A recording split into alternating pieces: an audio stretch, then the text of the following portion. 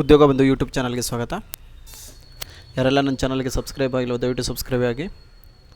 ಇದು ಕಂಪ್ಯೂಟರ್ ಜ್ಞಾನದ ಬಗ್ಗೆ ಕೆಲವು ಪ್ರಶ್ನೆ ಪತ್ರಿಕೆಗಳು ಜೊತೆಗೆ ಉತ್ತರನೂ ಇದೆ. ಅದರಲ್ಲಿ ಬಾಕ್ಸಲ್ಲಿ ಟಿಕ್ ಮಾಡಿದ್ದೀನಲ್ಲ ಅದು ಉತ್ತರ ಆಗಿರುತ್ತೆ. ಡೀಟೇಲ್ಸಾಗಿ ತಿಳಿಸ್ಕೊಡ್ತಾ ಹೋಗ್ತೀನಿ.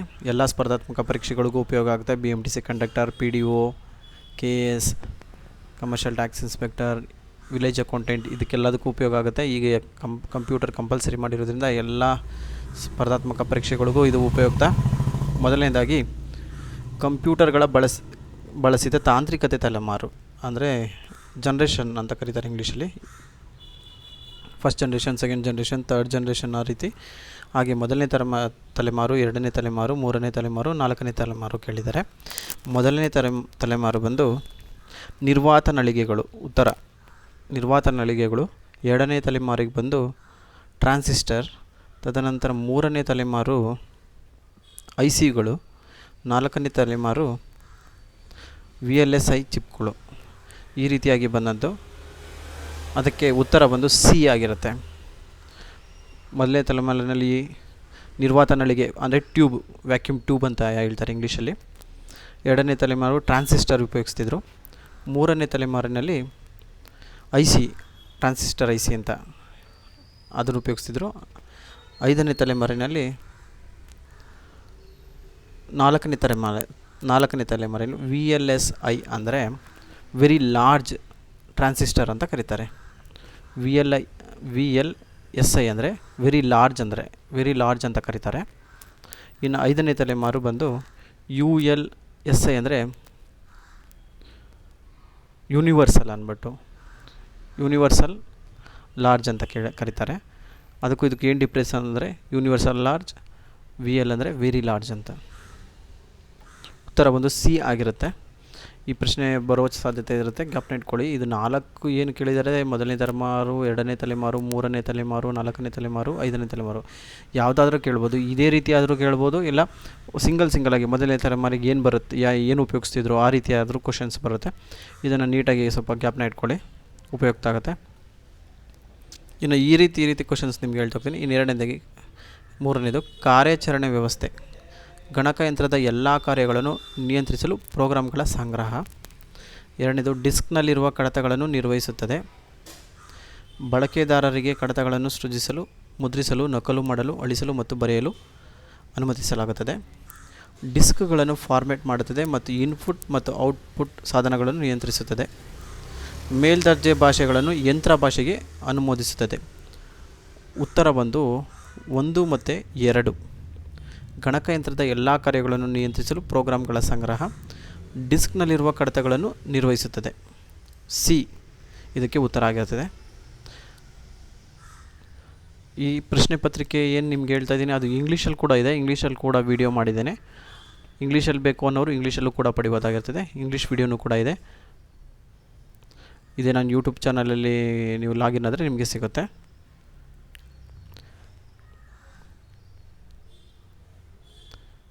ಇನ್ನು ಎರಡನೇ ಪ್ರಶ್ನೆ, CRT ಪರದೆಯಲ್ಲಿ ಕರ್ಸರನ್ನು ವೇಗವಾಗಿ ಚಲಿಸಲು ಮೌಸ್ ಒಂದು ಸಾಧನ. CRT ಪರದೆ ಅಂದರೆ CRT ಮಾನಿಟರ್ ಅಂತ ಕರೀತಾರೆ. ಅದರಲ್ಲಿ ಕರ್ಸರ್ನ ವೇಗವಾಗಿ ಮೂವ್ ಮಾಡಲು ಮೌಸ್ನ ಬಳಸ್ತಾರೆ ಅನ್ನೋದು ಕ್ವಶನ್.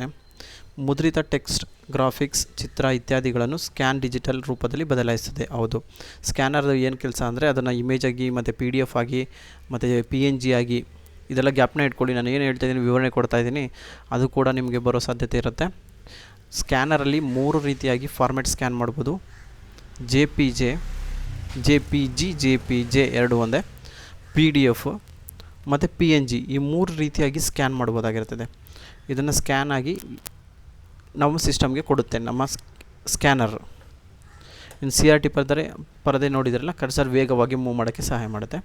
ಇನ್ನು ಕಂಪ್ಯೂಟರ್ನ ಟಚ್ ಸ್ಕ್ರೀನ್ ಬಳಕೆದಾರನ ಸ್ಪರ್ಶ ಸಂವೇದಿಯಾಗಿರುತ್ತದೆ. ಹೌದು, ಸ್ಪರ್ಶ ಸಂವೇದಿ ಅಂದರೆ ಟಚ್ ಸ್ಕ್ರೀನ್ ಏನು ಉಪಯೋಗ ಅಂದರೆ ನಾವು ಟಚ್ ಮಾಡಿ ಅದನ್ನು ನೀವು ಏನೇನು ಬೇಕೋ, ಈಗ ನಾವು ಮೊಬೈಲಲ್ಲಿ ಹೇಗೆ ಮಾಡ್ತಾ ಇದ್ದೀವೋ ಅದೇ ರೀತಿ ಅದರಲ್ಲಿ ವ್ಯವಸ್ಥೆ ಇರುತ್ತೆ. ಕಂಪ್ಯೂಟ್ರಲ್ಲೂ ಕೂಡ ಅದೇ ರೀತಿ ಟಚ್ ಸ್ಕ್ರೀನ್ ಬಳಕೆದಾರನ ಸ್ಪರ್ಶ ಸಂವೇದಿಯಾಗಿರುತ್ತದೆ. MICR ಕಾಂತೀಯ ಮಸಿಯನ್ನು ಉಪಯೋಗಿಸಿ ಹಾಳೆಯಲ್ಲಿ ಬರೆದಿರುವ ಕ್ಯಾರೆಕ್ಟರನ್ನು ಓದಲು ಸಮರ್ಥವಾಗಿದೆ. ಹೌದು, MICR ಅನ್ನೋದು ಅದು ಕೂಡ ಸ್ಕ್ಯಾನರ್ ಇದ್ದಾಗೆ. ಅದು ಕೂಡ ಉಪಯೋಗಿಸಿ ಕ್ಯಾರೆಕ್ಟರನ್ನು ಓದ್ಬೋದಾಗಿರುತ್ತದೆ. ಇನ್ನು LCD ಮಾನಿಟರನ್ನು ಇನ್ಪುಟ್ ಸಾಧನವಾಗಿ ಬಳಸಲಾಗುತ್ತದೆ. ತಪ್ಪು ಅದು. LCD ಮಾನಿಟರ್ ಬಂದು ಅದು ಔಟ್ಪುಟ್ ಯೂನಿಟ್ ಆಗಿರುತ್ತೆ. ಜ್ಞಾಪನ ಇಟ್ಕೊಳ್ಳಿ, ಔಟ್ಪುಟ್ ಯೂನಿಟ್ ಆಗಿರುತ್ತೆ, ಅದು ಇನ್ಪುಟ್ ಯೂನಿಟ್ ಅಲ್ಲ. ಅದಕ್ಕೆ ಅದು ತಪ್ಪಾಗಿದೆ. ಇದಕ್ಕೆ ಉತ್ತರ ಬಂದು ಡಿ 1 2 3 4. 5ನೇದು LCD ಮಾನಿಟರ್ ಇನ್ಪುಟ್ ಅನ್ನೋದು ರಾಂಗ್ ಇದೆ, ಅದು ತಪ್ಪಿದೆ. ಅದಕ್ಕೋಸ್ಕರ ಇದಕ್ಕೆ ಉತ್ತರ 1 2 3 4 ಆಗಿರುತ್ತೆ, ಡಿ ಆಪ್ಷನ್ನು. ಇನ್ನು 4ನೇ ಪ್ರಶ್ನೆ, ಈ ಕೆಳಗಿನವುಗಳಲ್ಲಿ ಯಾವುದು ಏಕ ಬಳಕೆದಾರರ ಕಾರ್ಯವ್ಯವಸ್ಥೆ?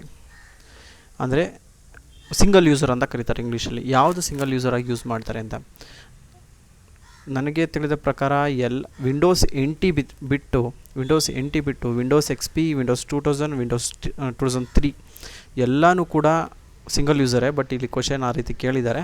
ಬಟ್ ಸಿಂಗಲ್ ಯೂಸರ್ ಅಂದರೆ ಫಸ್ಟ್ ಬಂದಿದ್ದು ಕೂಡ ವಿಂಡೋಸ್ 2000 ಅಂತ ನೀವು ಲೆಕ್ಕ ಇಟ್ಕೊಳ್ಳಿ. ಈ ರೀತಿಯಾಗಿ ಕೇಳಿದ್ರೆ ಇದು ಗ್ರೇಸ್ ಮಾರ್ಕ್ಸ್ ಕೊಡೋ ಚಾನ್ಸಸ್ ಇರುತ್ತೆ.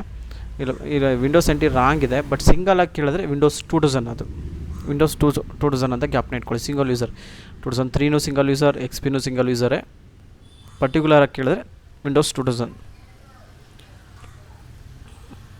ಇದು ಆಪ್ರೇಟಿಂಗ್ ಸಿಸ್ಟಮ್. ವಿಂಡೋಸ್ ಅಂದರೆ ಆಪ್ರೇಟಿಂಗ್ ಸಿಸ್ಟಮ್. ನೀವು ಸಿಸ್ಟಮಲ್ಲಿ ಏನು ವರ್ಡ್ ಎಲ್ಲ ಏನು ಇಂಟರ್ನೆಟ್ ಎಲ್ಲ ಉಪಯೋಗಿಸ್ತಿರೋ ಅದನ್ನು ನೀವೆಲ್ಲ ಮಾಡಬೇಕು ಅಂದರೆ ಈ ವಿಂಡೋಸ್ ಅನ್ನೋ ಆಪ್ರೇಟಿಂಗ್ ಸಿಸ್ಟಮ್ ಇನ್ಸ್ಟಾಲ್ ಮಾಡಿದರೆ ಮಾತ್ರ ನೀವು ಅದನ್ನು ಉಪಯೋಗಿಸೋಕ್ಕಾಗೋದು. ಅದಕ್ಕೆ ವಿಂಡೋಸ್ ಅಂತ ಕರೀತಾರೆ. ಆಪ್ರೇಟಿಂಗ್ ಸಿಸ್ಟಮ್ ಜ್ಞಾಪನ ಇಟ್ಕೊಳ್ಳಿ. ವಿಂಡೋಸ್ ಅಕಸ್ಮಾತ್ ಕ್ವಶನ್ ಬರ್ಬೋದು, ವಿಂಡೋಸ್ ಏನು, ಆಪ್ರೇಟಿಂಗ್ ಸಿಸ್ಟಮ್ ಅಂತ ಆಪ್ಷನ್ ಇದ್ದರೆ ಆಪ್ರೇಟಿಂಗ್ ಸಿಸ್ಟಮ್ಗೆ ಆಪ್ಷನ್ಸ್ ಟಿಕ್ ಮಾಡಿ. MS ವರ್ಡ್ ಬಂದು ವರ್ಡ್ ಪ್ರೊಸೆಸಿಂಗ್ ಅಪ್ಲಿಕೇಶನ್ ಪ್ಯಾಕೇಜ್. ಟೆಕ್ಸ್ಟ್ಗಳು, ಟೇಬಲ್ಗಳು, ಚಾರ್ಟ್, ಡ್ರಾಯಿಂಗ್ ಇತ್ಯಾದಿಗಳನ್ನು ಹೊಂದಿರುವ ದಾಖಲೆಗಳನ್ನು ಸೃಜಿಸಲು ಅವಕಾಶ ಮಾಡಿಕೊಡುತ್ತದೆ. ಶೆಡ್ಯೂಲಿಂಗ್ ಮತ್ತು ಆರ್ಗನೈಸೇಷನ್ ಪ್ಯಾಕೇಜ್. ಸ್ಪೆಲ್ಲಿಂಗ್ ಚೆಕ್ಕರನ್ನು ಒಳಗೊಂಡಿರುತ್ತದೆ. ವ್ಯಾಕರಣಗಳನ್ನು ತಪ್ಪು ತೋರಿಸುತ್ತದೆ. ಇದಕ್ಕೆ ಉತ್ತರ ಬಂದು 2ನೇದು. ಟೆಕ್ಸ್ಟ್ಗಳು, ಟೇಬಲ್ಗಳು, ಚಾರ್ಟ್ಗಳು, ಡ್ರಾಯಿಂಗ್ ಇತ್ಯಾದಿಗಳನ್ನು ಹೊಂದಿರುವ ದಾಖಲೆಗಳನ್ನು ಸೃಜಿಸಲು ಅವಕಾಶ ಮಾಡಿಕೊಡುತ್ತದೆ. ನೀವು ನೋಡಿರ್ತೀರ MS ವರ್ಡಲ್ಲಿ, ಅದರಲ್ಲಿ ನಾವು ಚಾರ್ಟ್ ಆಗಲಿ, ಟೇಬಲ್ ಆಗಲಿ, ಟೆಕ್ಸ್ಟ್ಗಳನ್ನ ಟೈಪ್ ಮಾಡೋದಕ್ಕೆ, ಪದಗಳನ್ನ ಟೈಪ್ ಮಾಡೋದಕ್ಕೆ ಎಲ್ಲದಕ್ಕೂ ಉಪಯೋಗಿಸ್ತೀವಿ. ಅದಕ್ಕೆ ಇದಕ್ಕೆ ಉತ್ತರ ಬಂದು 2ನೇದಾಗಿರುತ್ತೆ.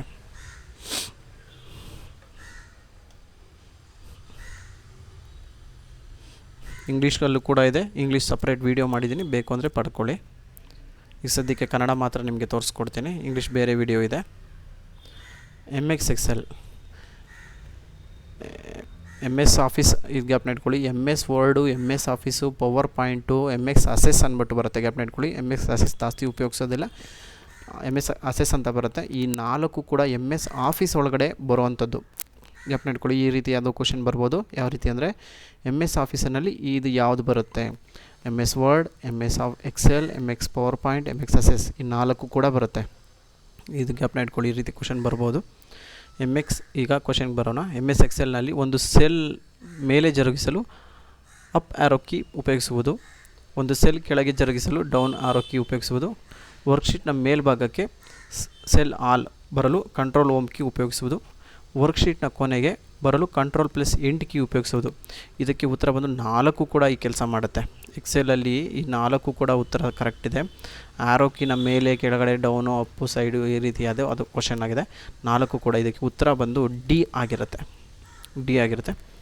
ಇನ್ನು 8ನೇ ಪ್ರಶ್ನೆಗೆ ಬರ್ತೀನಿ. ಈ ಕೆಳಗಿನವುಗಳಲ್ಲಿ ಯಾವುದು ಆ್ಯಂಟಿವೈರಸ್ ಅಲ್ಲ ಅಂದರೆ ನಿಮ್ಮ ಸಿಸ್ಟಮ್ನ ಕಾಪಾಡೋಕ್ಕೆ ಅಂತ ನೀವು ಆ್ಯಂಟಿವೈರಸ್ ಅಂತ ಇನ್ಸ್ಟಾಲ್ ಮಾಡ್ಕೊಂಡು ಈ ಮೊಬೈಲಲ್ಲಿ ಹೇಗಿರುತ್ತೋ ಅದೇ ರೀತಿಯಾಗಿ ಸಿಸ್ಟಮ್ಗಳಲ್ಲೂ ಆ್ಯಂಟಿವೈರಸ್ ಅಂತ ಇರುತ್ತೆ. ಆ್ಯಂಟಿವೈರಸ್ ಸಾಫ್ಟ್ವೇರ್ಗಳು ಈ ಇನ್ಸ್ಟಾಲ್ ಮಾಡಿದ್ರೆ ಇವೇನಾಗುತ್ತೆ, ನಿಮ್ಮ ಪೆನ್ ಡ್ರೈವಲ್ಲಿ ಇರೋವಂಥದ್ದು, ನಿಮ್ಮ ಮೊಬೈಲ್ ನೀವು ನೋಡೋ ವೀಡಿಯೋಗಳಲ್ಲಿ ಇರುವಂಥ ವೈರಸ್ನ ಅದು ಕಂಟ್ರೋಲ್ ಮಾಡೋದಕ್ಕೆ ಉಪಯೋಗಿಸ್ತಾರೆ. ಅದನ್ನು ಆ್ಯಂಟಿವೈರಸ್ ಅಂತ ಕರೀತಾರೆ. ಆ್ಯಂಟಿವೈರಸ್ ಸಾಫ್ಟ್ವೇರ್ ಅಂತಾರೆ. ವೈರಸ್ ಬೇರೆ, ಆ್ಯಂಟಿವೈರಸ್ ಸಾಫ್ಟ್ವೇರ್ ಬೇರೆ. ಇಲ್ಲಿ ಆ್ಯಂಟಿವೈರಸ್ ಯಾವುದು ಅಲ್ಲ ಅಂತ ಕೇಳ್ತಿದ್ದಾರೆ. ಉತ್ತರ ಬಂದು McAfee virus scan, Norton antivirus, Trojan horses, Virex. ಇದರಲ್ಲಿ ಬಂದು ರಾಂಗ್ ಅಂದರೆ ಯಾವುದು ಆ್ಯಂಟಿವೈರಸ್ ಸಾಫ್ಟ್ವೇರ್ ಅಲ್ಲ. ಜ್ಞಾಪನ ಇಟ್ಕೊಳ್ಳಿ, ಇದು ಸಾಫ್ಟ್ವೇರ್ ಅಲ್ಲ. ಟ್ರೋಜನ್ ಹಾರ್ಸ್ವೇರ್ ಇದು ವೈರಸ್, ಇದು ಆ್ಯಂಟಿವೈರಸ್, ಇದು ಸಾಫ್ಟ್ವೇರ್ ಅಲ್ಲ. ಇನ್ನು ಮೆಕೆಫೆ, ನಾರ್ಟನ್ ಮತ್ತು ವೈರೆಕ್ಸ್ ಬಂದು ಇದೊಂದು ಸಾಫ್ಟ್ವೇರ್, ವೈರಸ್ ಸಾಫ್ಟ್ವೇರ್. ಈ ಟ್ರೋಜನ್ ಹಾರ್ಸಸ್ ಏನಿದೆಯಲ್ಲ ಅದನ್ನು ಕಂಟ್ರೋಲ್ ಮಾಡೋಕ್ಕೆ ಈ 3 ಸಪೋರ್ಟ್ ಇದು ಮಾಡ್ತಾರೆ. ಇನ್ನೊಂದು ವಿಷಯ ಹೇಳ್ಕೊಡ್ತೀನಿ ನೋಡಿ. ಮೆಕೆಫೆ, ನಾರ್ಟನ್ ಆಲ್ಮೋಸ್ಟ್ ಸಿಸ್ಟಮ್ಸ್ಗಳಲ್ಲಿ ಉಪಯೋಗಿಸ್ತಾರೆ. ಈ ವೈರೆಕ್ಸ್ ಅಂತ ಇದೆಯಲ್ಲ ಇದನ್ನು ಆ್ಯಪಲ್ ಫೋನ್ಗಳಲ್ಲಿ, ಆ್ಯಪಲ್ ಸಿಸ್ಟಮ್ಗಳಲ್ಲಿ ಮಾತ್ರ ಉಪಯೋಗಿಸ್ತಾರೆ. ಈ ರೀತಿಯಾದ ಕ್ವಶನ್ ಬರ್ಬೋದು. ಆ್ಯಪಲ್ ಫೋನಲ್ಲಿ ಉಪಯೋಗಿಸ್ಕೊಂಥ ಆ್ಯಂಟಿವೈರಸ್ ಯಾವುದಪ್ಪ ಅಂದರೆ ವೈರೆಕ್ಸ್ ಇದಾಗಿರುತ್ತೆ. ಈ ರೀತಿಯಾಗೂ ಕ್ವಶನ್ ಬರ್ಬೋದು. ಇನ್ನು 9ನೇ ಪ್ರಶ್ನೆ, DOS ಸೇವೆಗಳು. DOS ಸೇವೆಗಳು ಅಂದರೆ ಡೈರೆಕ್ಟರ್ ನಿರ್ವಹಣೆ, ಕಡತಗಳ ನಿರ್ವಹಣೆ, ಸ್ಮರಣೆ ನಿರ್ವಹಣೆ, ಯುಟಿಲಿಟಿ ಪ್ರೋಗ್ರಾಮ್ಗಳು, ಎಕ್ಸಿಕ್ಯೂಟಿವ್ ಫಂಕ್ಷನ್ಗಳು. ಇದು ಈ ಎಲ್ಲ ಕೆಲಸಗಳನ್ನು ಇದು ಮಾಡುತ್ತೆ. DOS ಸೇವೆ ಅಂತ ಏನಿದೆ ನೋಡಿ, ಇದು ಇಷ್ಟೂ ಕೆಲಸವನ್ನು ಮಾಡುತ್ತೆ, 5 ಕೆಲಸವನ್ನು ಮಾಡುತ್ತೆ. ಅದಕ್ಕೋಸ್ಕರ ಇದಕ್ಕೆ ಉತ್ತರ ಬಂದು ಡಿ